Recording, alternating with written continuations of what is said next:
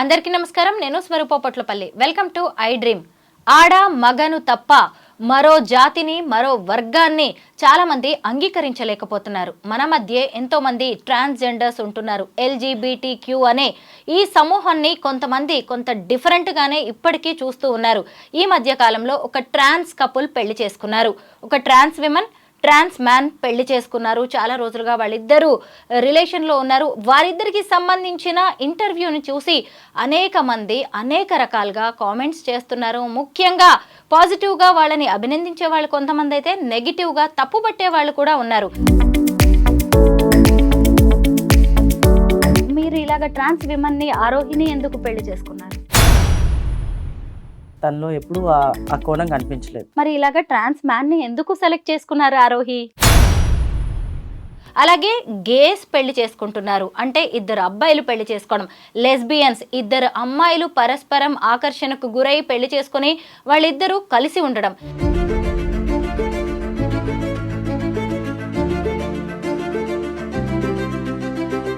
ఇలా కొన్ని పెళ్లిళ్ళు వింతగా విచిత్రంగా కనిపిస్తున్నాయి. ప్రస్తుతం నాతో పాటు సైకాలజిస్ట్ నళిని టీచర్ ఉన్నారు. ఈ పెళ్లిళ్ల మీద మనం కాసేపు ఆవిడతో మాట్లాడదాం. మేడం నమస్తే. నమస్తే అండి.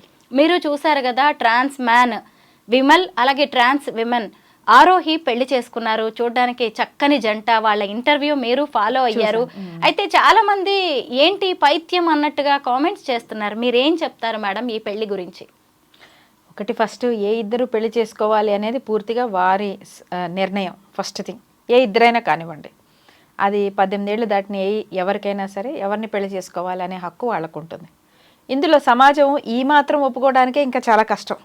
ఏది కులాలు, మతాలు, ఆర్థికపరమైన ఇవన్నీ తేడాలు చూసుకొని ఒక అడల్ట్ ఏ అడల్ట్ని పెళ్లి చేసుకోవాలనేది ఒప్పుకోవడానికే కుటుంబాలు, సమాజము చాలా కట్టుబాట్లు చాలా ఇవి పెడుతున్న రోజుల్లో ఇలాంటి స్పెషల్ కేసెస్ ఎప్పుడైతే పెళ్లి చేసుకున్నారో మనం ఆలోచించవచ్చు. సమాజానికి దీన్ని అంటే అర్థం చేసుకోవటానికి, అలాగే అరగదీసుకోవడానికి కూడా మైండ్ ఆలోచించి దాన్ని అర్థం చేసుకొని చేయడానికి చాలా టైం పడుతుంది. ఇది ఎలాంటిదంటే అండి, ఎవరిని తప్పు పట్టలేని పరిస్థితి. ఎందుకంటే అబ్నార్మల్ అంటే ఏంటి అనేది సైకాలజీలో డెఫినేషన్ అడిగితే అబ్నార్మాలిటీగా అసలు డెఫినేషనే లేదని చెప్తుంది సైకాలజీ. ఏది మేజర్గా రన్ అవుతూ ఉంటుందో సొసైటీ, దాన్ని సొసైటీ నార్మల్గా పరిగణించి అందుకు భిన్నంగా ఉన్న ప్రతిదాన్ని అబ్నార్మల్గా తీసుకుంటుంది. అది మనిషి బిహేవియర్ కావచ్చు, సమాజం తాలూకు పోకడలు కావచ్చు, ఏమైనా సరే. ఇప్పుడు నార్మల్ అంటే మనం ఏమనుకుంటున్నాం, ఒక స్త్రీ ఒక పురుషుడు వివాహ బంధంలోకి రావడం. వివాహ బంధంలో కూడా ఎందుకు రావాలి, మన శాస్త్రాలు ఎందుకు చెప్తున్నాయి అంటే తర్వాత తరాన్ని సృష్టించడానికి. మన శాస్త్రాల ముఖ్య ఉద్దేశం వివాహం ఎందుకు అన్నదానికి స్త్రీ పురుష ఆకర్షణ అని చెప్పలేదు. స్త్రీ పురుషులు కాబట్టి రెండు ధృవాలు కాబట్టి ఈ రెండు ధృవాలు కలవాలి అంటే ఒక్కొక్కటి సెట్ చేసుకుంటూ పోవాలి అనేం చెప్పలేదు. అదేం రూల్ పెట్టలేదు. పెట్టిందల్లా ఎందుకంటే సృష్టి జరగటానికి, ఈ సృష్టి ముందుకు తీసుకెళ్లడం కోసం ఒక స్త్రీ ఒక పురుషుడు they should commit for each other. ఈ సొసైటీని సాక్షిగా పెట్టుకొని కమిట్ చేసుకొని ఆ బంధం పేరు పెళ్ళి అని పెట్టుకున్నారు. ఇది ఎందుకు ఈ పర్టికులర్గా ఈ పాయింట్ చెప్తున్నాను అంటే, మొదటి నుంచి కూడా భారతీయ సంస్కృతిలో వివాహానికి ముఖ్య ఉద్దేశం సరైన తరాన్ని సృష్టించి ఈ భూమి కానీ ఈ జగతి కానీ ముందుకెళ్ళడానికి కావాల్సిన తరాన్ని సృష్టించడం, దాన్ని పవిత్ర కార్యంగా చూశారు. కాబట్టి మనుషులు ఈ రకరకాల ఏమంటారు వాల్కెనో ఎరప్ట్స్ కావచ్చు, వరదలు కావచ్చు, భూకంపాలు కావచ్చు, లేకపోతే దాడులు కావచ్చు, వీటి వల్ల ఎప్పుడెప్పుడైతే పాపులేషన్ తగ్గిపోతుందో, ఈ పాపులేషన్ ఇలా కంటిన్యూ అవ్వాలంటే నెక్స్ట్ వచ్చిన తరానికి అసలు పాపులేషన్ ఎలా జనరేట్ అవుతారో కూడా తెలిసి ఉండాలి అన్న దానికి గుళ్ళపైన కూడా ఆ బొమ్మలన్నీ బాహాటంగా చెప్పగలిగినంత కమిట్మెంట్ మన వాళ్ళకు ఉంది. భారతీయ సంస్కృతిలో గుళ్ళ మీద కూడా ఈ బొమ్మలు వేశారు. ఎందుకు వేశారు అంటే తర్వాత తరాను, అంటే ఒకవేళ ఈ పెద్ద తరం అంతా ఏదైనా కారణంగా పోయినా కూడాను తర్వాత వాళ్ళకి ఈ సృష్టి రహస్యం అనేది ఏంటి తెలియాలి. అంటే ఇదంతా ఎందుకు చెప్తున్నా అంటే, సృష్టి అన్నదాని బేస్ మీదే వివాహ వ్యవస్థ కానీ కుటుంబ వ్యవస్థ కానీ ఇవన్నీ క్రియేట్ చేసింది ఒక ఎకోసిస్టమ్. ఇది భారతీయ సంస్కృతి, ఇప్పటి వరకు నడిచిన సంస్కృతి అనుకుందాం. ఓకే, ఇందులో కూడా మనకి మహాభారతం కొంత మనకి ఒక హింట్ ఇచ్చింది. బృహన్నల ద్వారా కానీ శిఖండి ద్వారా కానీ ఒక థర్డ్ జెండర్ అనేది ఉంది, ట్రాన్స్జెండర్ అనేది ఒకటి ఉంది అని. ఇది కూడా కొంతవరకు మన వాళ్ళు స్వీకరించగలిగిన పరిస్థితే. అయితే అందులో కూడా కొంత కన్ఫ్యూజన్. ఎందుకు అంటే వాళ్ళని ఎలా స్వీకరించాలి అన్న దాంట్లో సమాజానికి చాలా కన్ఫ్యూజన్. కొన్ని చోట్ల వాళ్ళని పార్వతీ అంటే శివుడు అర్ధనారీ స్వరూపుడు కదా, వీళ్ళే అర్ధనారీ స్వరూపులు కాబట్టే వీళ్ళల్లో పురుషుడు ఉన్నారు, వీళ్ళల్లో స్త్రీలు కూడా ఉన్నారని చెప్పి మంచి భక్తిభావంతో వాళ్ళు ఆశీర్వదిస్తే చాలు బాగా జరుగుతుంది, వాళ్ళు బోనం ఎత్తితే చాలు అది గొప్ప ఇదవుతుంది అని చెప్పేసి, అలాగే ఏదైనా కుటుంబంలో పిల్లలు పుడితే పిలిచి మరి వాళ్ళ చేత ఆశీర్వాదం పొందటం, ఇల్లు ఏదైనా కట్టుకుంటే కూడా వాళ్ళ చేత ఆశీర్వాదం పొందడం. ఎందుకంటే ఆ పార్వతీ పరమేశ్వర ఇద్దరు స్వరూపాలు ఒకళ్ళలో ఉన్నాయి అని గౌరవించే స్థాయి చూసాం మనం. అమ్మో వీళ్ళు వస్తే డబ్బులు అడుగుతారా బాబోయ్ అని పారిపోయే అంత పరిస్థితిలోనూ చూసాం. డబ్బులు ఇవ్వకపోతే వీళ్ళు చండాలం చేసేస్తారు, మనం తట్టుకోలేము అనుకునే ఈ కన్ఫ్యూజన్లో ఆల్రెడీ సమాజం ఉంది. ఇంకా వాళ్ళని పిలిచి ఆశీర్వాదం ఇవ్వాలా, అమ్మ వీళ్ళని తప్పించుకొని వెళ్ళిపోవాలా అనేది కూడా తెలియనంత కన్ఫ్యూజన్లో సమాజం ఇంకా ఉంది. కాకపోతే కొంత ముందడుగు మనం వేస్తున్నాం కాబట్టి కుటుంబాల్లో అంతకుముందు ఇలా ఉంటే వాళ్ళని తరిమేసేసి వాళ్ళని ఉండనివ్వకుండా అట్లా చేసి చాలా కష్టాలు పడే వాళ్ళు ఏమీ చేయలేని పరిస్థితుల్లో వాళ్ళలాంటి వాళ్ళు ఎవరున్నారా అని వెతుక్కొని వాళ్ళంటూ ఒక కమ్యూనిటీస్ వాటిల్లో ఉండి మనుగడ కొనసాగించేవారు. ఇప్పుడు కొన్ని కుటుంబాల్లో దే ఆర్ అండర్స్టాండింగ్ ఇది వాళ్ళ తప్పు కాదు, శరీరం ఫార్మేషన్లోనే ఇలా జరిగింది అంతే, అది ఎవరి తప్పు కాదు. అలా తప్పు పట్టాలంటే మరి తల్లి సరైన ఫార్మేషన్ నువ్వు చేయలేదని వాళ్ళే ఎదురు తల్లిని తండ్రిని తిట్టాలి లెక్క ప్రకారం. మీరు సరిగ్గా పనిచేయలేదు కాబట్టి నా ఫార్మేషన్ ఇలా వచ్చింది అని. నువ్వెందుకు ఇలా పుట్టావని తల్లిదండ్రులు అడగడానికి లేదు, నన్నెందుకు ఇలా కన్నారని వీళ్ళే తిప్పి అడగాలి లెక్క ప్రకారం. కానీ ఈ ప్రశ్నే కానీ దీనికి ఎవరి దగ్గర సమాధానం లేదు. కాబట్టి ఇప్పుడు కొన్ని కుటుంబాలు కాస్త యాక్సెప్ట్ చేస్తున్నాయి వాళ్ళని, చదువు చెప్పించడం అదే. వాళ్ళైనా చదువు చెప్పిస్తారు తల్లిదండ్రులు, స్కూల్స్ ఇవన్నీ కూడా వాళ్ళని స్వాగతించాలి. లైక్ ఎనీ అదర్ జెండర్ వాళ్ళని ట్రీట్ చేయగలిగితే వాళ్ళు కూడా చదువుకుంటారు. మంచి మనం ఈ మధ్య పరిణామం చూసాము, వాళ్ళకి కానిస్టేబుల్ ఉద్యోగాలు కూడా ఇచ్చినప్పుడు ప్రూఫ్ ఇది. అంటే వాళ్ళకు ఉద్యోగ మార్గాలు అవకాశాలు ఇస్తే, విద్యా మార్గాలు ఉద్యోగ మార్గాలు ఇస్తే వాళ్ళల్లో కూడా చక్కగా ఇలా వెళ్ళే వాళ్ళు ఉంటారు కదా. ఇప్పుడు అన్నీ బాగుండి కాలు చెయ్యి నోరు అన్నీ బాగుండి కూడా ఏ పని చేయకుండా రోడ్డు మీద బలాదురు తిరుగుతున్న మగవాళ్ళు లేరా, ఆడవాళ్ళు లేరా? కానీ ఉద్యోగము అది సద్యోగము అన్నీ కరెక్ట్గా ఇస్తే మేము కూడా ఒక చక్కటి మార్గం వెతుక్కుంటామని వీళ్ళు ప్రూవ్ చేశారు. వీళ్ళే కాదండి, ఇప్పటికే చాలా యూనివర్సిటీస్లో ప్రొఫెసర్ లెవెల్స్లో కూడా మనం థర్డ్ జెండర్ వాళ్ళని చూడటం జరుగుతుంది. సో ఇది కొంచెం సమాజం ఏంటంటే ఒక 10 అడుగులు వేసింది, ఇంకెన్ని అడుగులు వేయాలో తెలియదు కానీ కనీసం ఒక 10-25 అడుగులు అయితే వేసింది యాక్సెప్టెన్స్లో. ఇలా ఉంటున్న సమయంలో ఇప్పుడు ఇది కంప్లీట్గా న్యూ కాన్సెప్ట్. మీరన్న అంటే ఇప్పుడు కొత్తగా వస్తున్నాయి ఇవి లెస్బియన్ కానివ్వండి, గే కానివ్వండి, బైసెక్షువల్ కానీ. వాళ్ళ గురించి మాట్లాడుకునే ముందు మనం ఇంకా ఇక్కడే ట్రాన్స్జెండర్ ట్రాన్స్ దగ్గరకు వచ్చేప్పటికి అంటే మీరన్నట్టు వాళ్ళని యాక్సెప్ట్ చేసి సమాజం వాళ్ళని ఒదిగించుకునే ప్రయత్నం చేస్తోంది. ఇప్పుడు ఏమైందంటే మెడికల్ ఫీల్డ్ కూడా ప్యారలల్గా బాగా డెవలప్ అవటం వల్ల ఇది వాళ్ళ శరీరం, నేను స్త్రీగా నా శరీరం కొంత స్త్రీ కొంత పురుషుడుగా ఉంది అని అనుకున్నప్పుడు ఇందులో మెజారిటీగా ఏది వాళ్ళు ఫీల్ అవుతున్నారు అన్న భావన బట్టి వాళ్ళ శరీరాన్ని మార్చుకునే దానికి మెడికల్గా కూడా ఇప్పుడు సహకారం వచ్చింది కాబట్టి వాళ్ళు మారుతున్నారు. ఓకే, ఇందులో తప్పు ఉందా అంటే తప్పే లేదు, ఎందుకంటే వాళ్ళ ఇష్టం అండి. ఇప్పుడు పెద్ద మనం చాలా ఫాలో అయిపోయే హీరోయిన్లు నా ముక్కు బాగాలేదు, నా మూతి బాగాలేదు, నా పెదవి బాగాలేదని వెళ్ళి ప్లాస్టిక్ సర్జరీలు చేయించుకొస్తున్నారు కదా. మనం బాగానే అందం కోసం వాళ్ళు చేస్తున్నారని చూస్తున్నాం. మనం విపరీతంగా లావు ఉన్న వాళ్ళు వెళ్ళిపోయి లైపోసెక్షన్ చేసేసుకొని సన్నగా అయిపోలేదా? మనం ఫాలో అయిపోయే గొప్ప స్టార్లే అందరూ కూడాను అన్నీ ఒప్పుకున్నాం మనం. ఇప్పుడు వాళ్ళేమంటున్నారు, ఆ శరీరంలో ఈ భాగం నాకు వద్దు, ఈ భాగం నాకు కావాలి అని అంటున్నారు. అది తేల్చుకునే శక్తి వాళ్ళకి లేదా, ఆ హక్కు వాళ్ళకి లేదా? ఉంది. కాబట్టి వాళ్ళ పరంగా వాళ్ళు చేసేది 100% కరెక్ట్. కానీ సమాజానికి ఎందుకు నొప్పి? వాళ్ళు ఎవరేం చేసుకుంటే నీకెందుకు, నువ్వు నోరు మూసుకొని వాళ్ళందరికీ హారతి పట్టి స్వాగతించని సమాజాన్ని కూడా మనం ప్రశ్నించలేం. ఎందువల్ల అంటే ఇందాక చెప్పిన నార్మల్ ఒక స్త్రీ ఒక పురుషుడు వివాహ బంధంలోకి రావాలి, ఎందుకు? సృష్టి ముందుకు కొనసాగించాలి కాబట్టి. వీళ్ళ వల్ల ఇప్పుడు సృష్టి ముందుకు కొనసాగుతుందా అనేది ప్రశ్న. ఇది చాలా మందికి డౌట్స్ ఉంటాయి, అసలు వీళ్ళ వల్ల అవుతుందా? ఇప్పుడు మామూలుగా మీరు వీళ్ళని ఇంటర్వ్యూ చేసినప్పుడు కూడా చాలా క్వశ్చన్స్ అడుగుతారు, సుఖం పెద్దగా ఉండదు, మళ్ళీ మీకు నెక్స్ట్ జనరేషన్ ఉండదు, పిల్లల్ని పుట్టించే అవకాశం లేదు అని చెప్పి కూడా అడిగాము. వాళ్ళ వర్షన్ వాళ్ళకు ఉంది. అంత మాత్రానే వాళ్ళు పెళ్లి చేసుకోకూడదు, వాళ్ళిద్దరు కలిసి ఉండకూడదు అనే హక్కు లేదు. ఇప్పుడు ఆడమగ అంత సవ్యంగా ఉన్న ఆడమగ పెళ్లి చేసుకుంటున్నారు, వాళ్ళకి పిల్లలు పుట్టట్లేదు, వాళ్ళు ఏం చేస్తున్నారు? అన్ని బాగున్న వాళ్ళు కూడా సరోగసి లాంటి వాటికి వెళ్తున్నారు. దత్తత తీసుకుంటున్నారు. పిల్లలు వద్దనుకుంటున్నారు.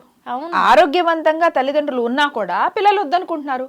ఉన్నా ఒకళ్ళు చాలా నాగుతున్నారు. వీళ్ళందరూ మనం ప్రశ్నలు వేస్తున్నామా? వేయట్లేదు కదా. అలాంటప్పుడు మా శరీరంలో ఈ భాగం ఉండాలి, ఈ భాగం ఉండకూడదని నిర్ణయించుకుంటున్న ఒక ఇద్దరు పెళ్లి అనే దాంట్లో, పెళ్లి అంటే వీళ్ళందరూ ఇంత భూతద్దల్లో పెట్టి భయపడిపోయి చేసే అంత ఏమీ లేదు ఇప్పుడు అక్కడ. వాళ్ళు పెళ్లి అనే బంధంలోకి వచ్చారు అంటే సరే నీకు నేను నాకు నువ్వు అనే ఒక కమిట్మెంట్లోకి వస్తున్నారు వాళ్ళు, అంతే. దాంట్లో వాళ్ళకి సెక్యూరిటీ ఉందో, మనశ్శాంతి ఉందో, వాళ్ళకు ఒక సాంత్వన ఉందో, మేము కూడా అరే అందరూ మమ్మల్ని వెలివేసేస్తే మా కోసం మేమైనా నిలబడాలి అనే ఒక తత్వం ఉందో. వాళ్ళు ఏ మానసిక స్థైర్యం కోసం వాళ్ళు ఆ పని చేస్తున్నారో మనకి తెలియనప్పుడు మీరు ఇది అంటే పోనీ సరే నువ్వు వద్దని చెప్తున్న వాళ్ళు ఎవరికైనా సరే ఇదే ప్రశ్నిస్తా, ఇది వద్దు అని చెప్తున్న వాళ్ళు ఎవరికైనా దానికి సొల్యూషన్ ఉందా నీ దగ్గర? ఇప్పుడు వాళ్ళు ఉమెన్గా ట్రాన్స్ మ్యాన్గా మారారు. మారిన తర్వాత రెగ్యులర్ పెళ్లి చేసేసుకోమంటావా? మరి అది ఇంకెంత అన్యాయం. పోనీ మీలో ఎవరైనా చేసుకుంటారా? పోనీ మీరు ఎవరైనా లైఫ్ లాంగ్ వాళ్ళతో ఉంటారా? ఈ మాటలు అంటారని చాలా మంది బయట పెట్టకుండా పెళ్లిళ్ళు చేసేసుకొని ఆ తర్వాత సంసార సుఖం ఆ అదర్ పార్ట్నర్కి లేనప్పుడు వివరాలన్నీ బయటికి తీస్తే ఆ లోపల వాళ్ళని వేరేగా ఐడెంటిఫై చేసుకునేటం చూడటం, అవి డైవర్స్లు రావడం, ఇవన్నీ చూస్తున్నాం, చాలా చూస్తాం ఇలాంటి కౌన్సిలింగ్లో. దానికంటే ఇది నయం కదా. నేను I'm a trans woman, I'm a trans man, okay, మన ఇద్దరం ఒక కపుల్ అవుదాము అని వాళ్ళు డిసైడ్ అవుతుంటే ఇందులో మనకు వచ్చిన నొప్పి ఏంటండి?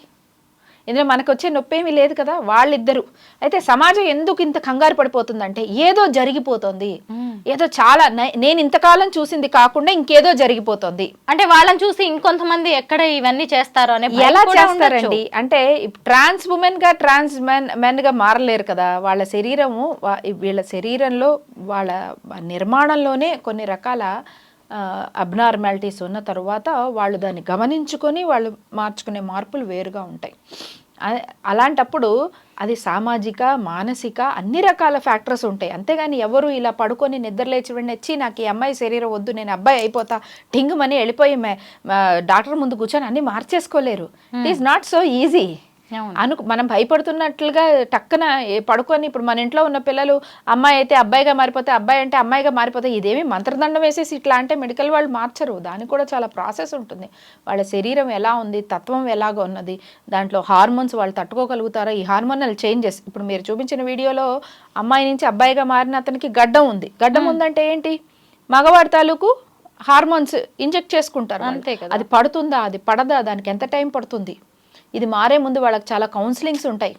ఎన్ని సర్జరీస్ అబ్బాయికి 22 సర్జరీస్ జరిగాయంట అమ్మాయి నుంచి అబ్బాయిగా మారడానికి. కోరిక అతంది, డబ్బులు అతనివి, నొప్పి అతంది, ప్రాణాన్ని కూడా పణంగా పెట్టి చేయించుకుంటారు. అది వాళ్ళది. అన్ని వాళ్ళు చేసుకున్న తర్వాత వాళ్ళకు తోడు దొరికిందని వాళ్ళు మేము సెటిల్ అయ్యామని అనుకున్న తర్వాత మీరెందుకు ఇట్లా అవుతారని మనం అడిగే ఇది లేదు, మనకు ఆ హక్కు లేదు. మనం అర్థం చేసుకోవాల్సింది ఏంటంటే అది కూడా సమాజం ఎప్పుడు మారుతూ ఉంటుందండి. మీరు అవునన్నా కాదన్నా సమాజం మారుతుంది. నేను ఎప్పుడు చెప్పేది అది. కాలచక్రం ముందుకెళ్తూ ఉంటుంది, అది ముందుకెళ్తుంది. మీరు తాడేసి లాగారనుకోండి, తాడేసి ఆపుతున్నారనుకోండి, ఏమవుతుంది? వెనక్కి వస్తుందా? రాదు. సమాజం రూపు తాలూకు ఎప్పుడు మారుతూనే ఉంటుంది. సో ఇవన్నీ కూడా ఇంకా వస్తాయి, ఇంకా కూడా వస్తాయి. ఎందుకంటే అంతకుముందు జనాలు కప్పిపుచ్చేసేవారు. ఇప్పుడు కాస్త అమ్మయ్య మనం మాట్లాడచ్చు, ఇది మన హక్కు, మనిషిగా నాకు హక్కు ఉంది అని చెప్పి మాట్లాడుతున్నారు కాబట్టి తెలుస్తున్నాయి తప్ప, మాట్లాడలేదు కాబట్టి తెలియలేదు తప్ప. శరీర నిర్మాణం అనేది దాంట్లో ముందు వెనకలు అంతకుముందు అయ్యాయి, ఇప్పుడు అయ్యాయి. మేబీ మనం కావాలంటే అందరికీ చాలా కన్వీనియంట్ కదా, ఆహార మార్పులు ఇవన్నిటి వల్ల ఇవన్నీ తేడాలు వచ్చేస్తున్నాయి అని ఒక ఈజీ రీజన్ వెతికేసుకుంటారు ప్రతిదానికి. పోనీ అలా అయినా అనుకోండి, ఆరు మార్పులు అన్ని మార్పుల వల్ల ఇలా అనుకొని మార్పులు వచ్చేసి ఇలా అవుతుంది అని అనుకొని వాళ్ళకు వదిలేసి ప్రశాంతంగా ఉండండి తప్ప వాళ్ళని నానా మాటలని వాళ్ళని బాధ పెట్టి చిత్కరించడం అనేది సమాజం తాలూకు గౌరవం కాదు అని చెప్తున్నాను. LGBTQలో మనం ఇప్పుడు గేస్ గురించి మాట్లాడుకుందాం. నేను విష్ణు తేజ అనే ఒక గేస్ రైట్స్ యాక్టివిస్ట్ని ఇంటర్వ్యూ చేశాను. అతన్ని ఇంటర్వ్యూ చేస్తున్నప్పుడు సామాన్య జనానికి అందరికీ ఎంత డౌట్స్ వస్తాయో, ఎన్ని క్వశ్చన్స్ ఉంటాయో నాకు అలాగే వచ్చాయి. నేను అతన్ని అన్నీ అడిగేశాను. ఈ మధ్య కాలంలో గేస్ సంఖ్య కూడా పెరిగిపోతుంది, బయటపడుతున్నారు. వాళ్ళు కూడా వాళ్ళ ఐడెంటిటీని బయట పెట్టుకుంటున్నారు. అంటే గేస్, ఇద్దరు అబ్బాయిలు అట్రాక్ట్ అవ్వడం, ఇద్దరు కలిసి ఉండడం. ఈ మధ్య కాలంలో ఒక స్టేట్లో అయితే ఇద్దరు గేస్ పెళ్లి కూడా చేసేసుకున్నారు. ఎందుకు ఇలా జరుగుతుందంటారు అబ్బాయిల్లో? ఒక్కటే ఏంటంటే అండి, మనుషులు వాళ్ళ శరీరాన్ని కానీ వాళ్ళ ఆలోచనలు కానీ వాళ్ళ సెక్షువల్ ఎబిలిటీస్ని కానీ సెక్షువల్ డిజైర్స్ని కానీ బాగా ఎక్స్ప్లోర్ చేస్తున్నారు అంతకుముందు తరాలతో పోలిస్తే. అంటే ఏంటి, అంతకుముందు ఇప్పుడు చెప్పినట్టు నార్మల్ అంటే ఒక అమ్మాయి ఒక అబ్బాయిని పెళ్లి చేసుకోవటం. ఆ నార్మల్కి వయసు కూడా, అమ్మాయి పెద్ద మనిషి అయితే చాలా అమ్మాయికి పెళ్లి చేసేసేయచ్చు, అబ్బాయికి కాస్త ఒక 16, 17 ఏళ్ళు 18 ఏళ్ళ వాడు వచ్చేసాడంటే చేసేసేయచ్చు. ఇలా ఇప్పుడు ఆ నార్మల్ కూడా మారి కాస్త 18, 21 వరకు వచ్చింది కదా. ఇప్పుడు 21 ఏళ్ళ కుర్రాడైనా నేను పెళ్లి చేసుకుంటానంటే జనాలే తిడుతున్నారు. 21 నీకేమిటి తెలుసు ముందు సంపాదించి పెట్టుకొని, అంటే ఈ నార్మల్ అన్న తాలూకు డెఫినేషన్ మారిపోతుంది. జనాలు కూడా అంటే ఆర్థికంగా వాళ్ళు ఆలోచిస్తున్నారు. పెళ్ళి అనే కాన్సెప్ట్ ఏంటి, పెళ్ళి అనే కాన్సెప్ట్లో నాకేమేం కావాలి ఏంటి, ఎక్స్ప్లోరేషన్ పెరుగుతోంది. అలాగా శారీరకంగా శరీరాన్ని కూడా వెతుక్కోవటం అనేది, అర్థం చేసుకోవటం అనేది ఎక్కువగా అవగాహన పెరుగుతోంది ఇప్పుడు. అయితే అన్నీ తెలిసిపోవటం వల్ల ఇలా జరుగుతున్నాయి అంటే తెలియకుండా ఉండటం అనేది ఎవరూ ఆపలేం. ఇన్ఫర్మేషన్ కానీ ఇవన్నీ జరుగుతున్నప్పుడు, మారుతున్నప్పుడు, మనం ఒకప్పుడు కాశ్మీర్ ఎలా ఉందో ఎవరికీ తెలియదు. ఏ పోస్ట్ కార్డులోనో దేంట్లోనో చూస్తే తెలిసేది, ఓహో కాశ్మీర్లో ఇలా ఉంటుందా, లేకపోతే టీవీలో ఒకసారి చూపిస్తే. ఇప్పుడు మన కాశ్మీర్ ఎలా ఉంటుంది, మనాలి ఎలా ఉంటుంది, ఇక్కడ ఉండి మన మొబైల్లో కొట్టేస్తే మొత్తం మనకి అన్నీ తెలిసిపోతుంటాయి. చాలా విషయాలు మనకి తెలుస్తున్నాయి ఇన్ఫర్మేషన్ వల్ల. తెలియడం వల్ల కూడా కొంతమందికి భయం ఏంటంటే ఇది ఇన్ఫ్లుయెన్స్ అయిపోతున్నారు. కానీ తెలియడం అనే దాన్ని మనం ఆపలేం. ముసుగేసేసుకొని అన్నీ కప్పేసుకొని ఎక్కడ చేయకుండా ఉంటాం. అలా కాకపోయినా వాళ్ళేంటో వాళ్ళ శరీరానికి అర్థమవుతూ ఉంటుందిగా. సో ఈ లెస్బియన్ అన్నా గే అన్నా ఏంటంటే సెక్షువల్ ఇన్క్లినేషన్స్, అంటే వాళ్ళ శరీరం మగవాడి శరీరంగానే ఉండుండొచ్చు, కానీ వాళ్ళు శారీరకంగా అంటే సెక్షువల్గా వాళ్ళు అబ్బాయినే ఇష్టపడటం, అమ్మాయి అయితే అమ్మాయినే ఇష్టపడటం. లెస్బియన్స్ కూడా బయటకు వస్తున్నారు, అమ్మాయిలు ఇష్టపడడం ఇవన్నీ ఇప్పుడనే కాదండి. లెస్బియన్ కాన్సెప్ట్ అనేది కొన్నేళ్ల క్రితం కూడా అమ్మాయిల హాస్టళ్లలో కూడా విన్న సందర్భాలు ఉన్నాయి. 10-15 ఏళ్ల క్రితం అమ్మాయిలు గర్ల్స్ హాస్టల్స్ ఉంటే అందులో అమ్మాయిలది వినటం అనేది 10-15 ఏళ్ల క్రితం కూడా జరిగింది. అబ్బాయిలదే కొత్తగా వింటున్నాం. బయటపడలేదు కూడా ఎప్పటి నుంచో ఉంది, కానీ పెళ్లి అనేది ఉంది కదా, పైగా మగవాళ్ళు అనే ఒక ఉండేది కానీ బయట ఎక్కువ వచ్చేది కాదు. కొంచెం ఇప్పుడు ఎక్కువ వినిపిస్తోంది, అందరు బయటకు వచ్చే పాయింట్ ఏం లేదు. జనాలు బయటకు వచ్చి చెప్తున్నారు. పాయింట్ ఇక్కడది ఇన్ఫ్లుయెన్స్ వల్ల చెప్తున్నారా, నిజంగా వాళ్ళ శరీరం అదే కోరుకుంటుందా, దీనికి టెస్ట్ ఏం లేదండి. పాయింట్ ఏంటంటే ట్రాన్స్జెండరో మరో శరీరం అయితే శరీరం బట్టి, శరీర నిర్మాణం బట్టి ఏంటి అనేది చెప్పచ్చు. ఇది పూర్తిగా మానసిక స్థితి అనిపిస్తుంది. మానసికంగా అంటే వాళ్ళు ఏమంటారు, మానసికంగా అంటే వాళ్ళు కూడా ఒప్పుకోరు. అంటే మనసు ఎటైనా మార్చుకోవచ్చు కదా, మన కంట్రోల్లో ఉండి చేసుకునేది కదా. నా శరీరమే చెప్తోంది నన్ను ఇంకో మగ శరీరానికే నేను అట్రాక్ట్ అవుతున్నాను, నా శరీరం చెప్తోంది, నా మనసు కాదు నా శరీరం చెప్తోంది అంటారు వాళ్ళు. అది కాదు అని మనం ఎవరమైనా ఎలా ప్రూవ్ చేస్తాం? చేయాల్సిన అవసరం కూడా లేదు, అది వాళ్ళ పర్సనల్ థింగ్ అంతే. అక్కడికే మళ్ళీ ఆన్సర్ కూడా అక్కడికే ఎండ్ అవుతుంది. అది వాళ్ళ పర్సనల్ థింగ్ అనుకొని వదిలేయాల్సి వస్తుంది. కానీ సమాజానికి చాలా డౌట్లు ఉంటాయి, జనాలకి డౌట్లు ఉంటాయి. మాట నేను సమాజం అన్నా, సమాజం అంటే ఏం normal group of people. Psychology ప్రకారం నార్మల్ అని అనుకుందాం. ఓకే, రెగ్యులర్, పోనీ నార్మల్ అన్న వర్డ్ కూడా చాలా తప్పు. Regular or majority. ఓకే, మెజారిటీయే నార్మల్ అని సైకాలజీ చెప్తుంది కదా, సోషల్ సైకాలజీ చెప్తుంది. కానీ పోనీ మెజారిటీ అనే అనుకుందాం, అది నార్మలా అబ్నార్మలా పక్కన పెట్టేస్తే మెజారిటీ పీపుల్కి ఇప్పుడు మీరు అన్నారు చూసారా, చాలా డౌట్లు ఉంటాయి వాళ్ళకు కూడా. మీకు ఎక్కడైతే క్లారిటీ ఉండదో, ఎక్కడైతే చాలా ప్రశ్నలు మరిన్ని కొత్త ప్రశ్నలకి దారితీస్తూ ఉంటుందో అప్పుడు జనాలకి ఏంటంటే దాన్ని యాక్సెప్ట్ చేయడం అంత ఈజీ అవ్వదు. ఎంత మనకి దాని గురించి ఇన్ఫర్మేషన్ తెలుస్తూ ఉంటే మనం దాన్ని చాలా నార్మలైజ్ చేస్తూ ఉంటాం. కరోనా వచ్చిన కొత్తల్లో చూడండి అన్ని డౌట్లే, అన్ని భయాలే, ఇది ఎక్కడికి వెళ్తుందో అక్కడ. వ్యాక్సిన్ వచ్చిన కొత్తల్లో చూడండి అన్ని భయాలే, ఇది వ్యాక్సిన్ వల్లే వచ్చిందంట, అది అందువల్లే వచ్చిందట, ఇది ఇందువల్లే వచ్చిందట. ఇప్పుడు మీరు పెట్టిన కామెంట్స్ లో కూడా ఎవరో వ్యాక్సిన్ వల్ల వీళ్ళకి వ్యాక్సిన్ వల్ల హార్ట్ అటాక్లే వస్తాయా, వ్యాక్సిన్ వల్ల జుట్లే ఊడిపోతాయా, వ్యాక్సిన్ వల్ల లంగ్స్ ప్రాబ్లమే వస్తుందా, వ్యాక్సిన్ వల్ల జెండరే మారిపోతారా? అవును. సో అంటే ఎంత భయాలు, మనకి ఎన్ని అనుమానాలు వస్తే అన్ని సందేహాలు, అన్ని భయాలు పెరుగుతూ ఉంటాయి. ఎంత భయాలు వస్తూ ఉంటే ఆ భయం తాలూకు ఇంకా ఎన్నో ప్రశ్నలు ఉంటాయి. ఈ ప్రశ్నకి సమాధానం ఉందనుకోండి, జనాలు సమాధానం వెతుకుంటారు. సమాధానం లేదనుకోండి, ఇంకా ఎక్కువ అంబిగ్విటీ బాగా పెరిగిపోయి, అమ్మో ఈ తలకాయ నొప్పి అంతా నా వల్ల కాదు, నాకు ప్రశాంతంగా నార్మల్గా ఉంటే బాగుండు అంటే ఈ డిస్టర్బెన్స్ తట్టుకోలేని తత్వాన్ని ఎలా ఎక్స్ప్రెస్ చేయాలో తెలియక జనాలు కూడా ఏంటంటే వద్దురా బాబో ఇదంతా నాకొద్దు, నాకెందుకురా బాబు ఈ తలకాయ నొప్పి అంతా, నాకొద్దు అంటారు. ఎందుకంటే దాన్ని ఎలా ప్రాసెస్ ఎలా చేయాలి, ఇన్ఫర్మేషన్ని ప్రాసెస్ ఎలా చేయాలి అది తెలియకపోవడం వల్ల మెల్లగా మనకి కొంచెం నాలెడ్జ్ పెరిగి, కొంత సైంటిఫిక్ మెడికల్ నాలెడ్జ్ పెరిగి, కొంత సైకలాజికల్ నాలెడ్జ్ పెరిగి, నెక్స్ట్ తరం ఇప్పుడు ఈ గగ్గోలు పెడుతున్న ఈ తెరం ఉన్నారు చూసారా, వాళ్ళకంటే వాళ్ళ పిల్లలు చాలా ఈజీగా అర్థం చేసేసుకుంటారు ఈ కాన్సెప్ట్స్ అన్ని. ఇప్పుడు మీరు నెగిటివ్ కామెంట్స్ ఉన్నాయి చూసారా, వీళ్ళందరూ గగ్గోలు పెట్టి చాలా కంగారు పడిపోతున్నారే, వాళ్ళ పిల్లలకి చెప్పండి ఒకవేళ they are transgender, she a trans woman, transgender, వాళ్ళిద్దరు పెళ్లి చేస్తే ఆహా అంటారు అంతే. వాళ్ళు నార్మల్, అసలు అసలు వాళ్ళకి ఇవేవి పట్టవు. మనం ఏంటంటే మన పిల్లలు ఎలాగైపోతారో నన్ను ఒక కంగారు కొద్దీ తప్ప వాళ్ళు బేసిక్గా ఇవన్నిటిని కూడా ఈక్వల్గా చూస్తారు. వాళ్ళకి ఇలాంటివి ఏం లేవు. 72 వేరియంట్స్ ఉన్నాయండి. చూసే వాళ్ళకి చెప్తున్నా, ఈ 3-4కే మీరు కంగారు పడిపోతుంది అదేమిటో ఇదేమిటో అని అనుకుంటే 72 పైన వేరియంట్స్ ఉన్నాయని రీసెంట్గా తెలిసింది. సో ఇంకా చాలా తెలుస్తాయి, ఇంకా చాలా బయటకు వస్తాయి, ఇంకా చాలా విచిత్రాలు వస్తాయి. అవన్నీ అర్థం చేసుకోవడానికి వీలైతే అర్థం చేసుకుంటాం ఓపిక ఉంటే, లేకపోతే మన పని మనం చూసుకుంటాం.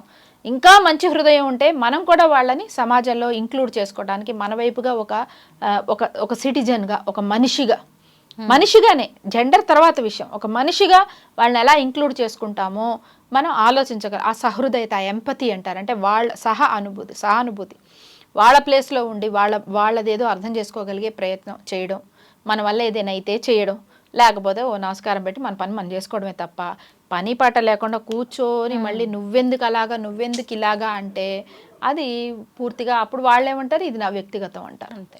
కానీ అలాంటప్పుడు వాళ్ళే కూర్చోవచ్చు కదా, ఏం మాట్లాడకుండా వాళ్ళ వైపే ఉండొచ్చు కదా, బయటకు వచ్చి చెప్పచ్చు కదా. అంటే ఎప్పుడైనా సమాజంలో ఇది ఉంటుంది. మనం ఎలాంటి వాళ్ళం, మనకు కరెంటు పోయింది అనుకోండి, ఫస్ట్ మనం బయటికి పరిగెత్తి ఎవరింట్లో కరెంటు పోయిందో చూసే రకాలు మనం. అవును, ఇది మన సైకాలజీ. అలాంటప్పుడు ఒక గ్రూప్ వాళ్ళు ఖచ్చితంగా నాలాంటి వాళ్ళు ఇంకెక్కడ ఉన్నారు అని చేసుకొని మళ్ళీ వాళ్ళు ఒక గ్రూప్ చేసుకోవడం అనేది చాలా కామన్ విషయము. అలానే వాళ్ళు కూడా ప్రయత్నిస్తున్నారు, వాళ్ళంటూ ఒక సమూహంగా. సో దట్ రేపొద్దున్న వాళ్ళకు కూడా రైట్స్ కావాల్సి వస్తాయి, వాళ్ళకు కూడా లా సహకరించాల్సి వస్తుంది. ఎందుకంటే సిటిజన్గా వాళ్ళకుంటే ఇవి వాళ్ళకు ఉంటాయి. ఇప్పుడు డ్రైవింగ్ లైసెన్స్లో ఏమని రాయాలి వాళ్ళకి, లేకపోతే ఒక డైవర్స్ లాస్ ఉంటాయి, అవి వాళ్ళకి ఎలా అప్లై అవుతాయి, ఇవన్నీ కూడా వస్తాయి. ఇవన్నీ కూడా రాబోయే రోజులు ఇవన్నీ కూడా డిస్కస్ అవుతాయి. వీటన్నిటికి కూడా మనం ఫార్మాట్స్ రెడీ చేసుకుంటాము. So we're going to change.